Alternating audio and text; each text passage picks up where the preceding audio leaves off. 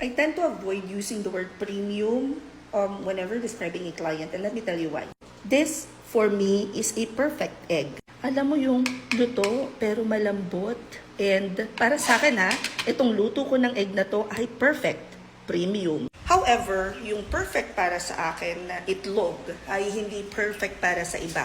Which is very similar din when it comes to talking about premium clients. But let me give you a quick overview. Saan nga ba nagsimula yung word na premium? Para lang may idea kayo kung ano yung mga pinagkagagamit ng term. Siyempre, hindi ko natapos yung video na to. Tatapusin natin ito ngayon. Ipopost din natin. Back in 2014, 2015, nauso na ngayon yung mga coaching at saka mentors sa US. So, nagsimula ito sa iba't ibang industries.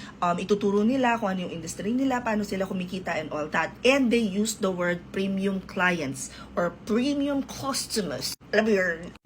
So, yun yung ginamit nilang words. And then, I believe na around 2017, may mga nag-enroll na Pinoy dun sa mga mentorship na yon, and then they adapted the word. Eto ngayon yung mga...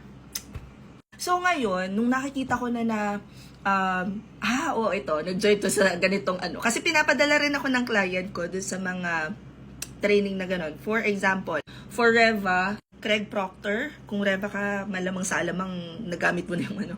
But si Craig Proctor kasi, sobrang mahal talaga nung mentorship niya.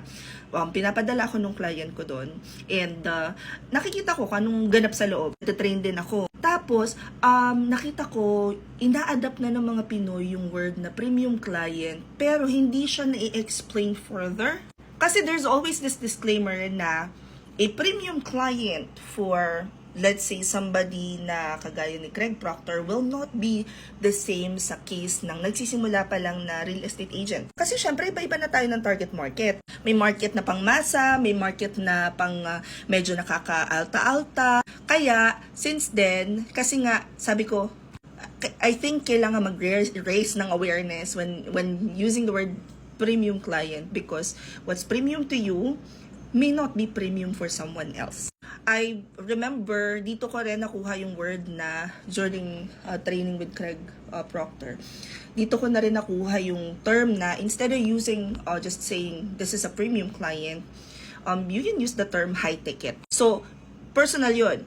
Sa akin, ito na yung high ticket client ko. Sa iba, probably may mas maganda silang client, so yun yung high ticket client nila. Pero again, iba-iba tayo ng target market. So, nung nakita ko yung comment ni Hazel na nasa Upwork ang premium client, no. Kasi ako, high ticket client ko is direct. Iba pa rin ang bagsakan ng direct, lalo na kung marunong ka na magpresyo, lalo kung marunong ka na makipag-negotiate, lalo na kung maganda na yung dinadala mong serbisyo, ganyan. Iba na yung relasyon nyo, kumbaga juicy na. Anyway, share ko lang. Comment down questions you guys have about working from home, call from or work from home. Jesus, bye!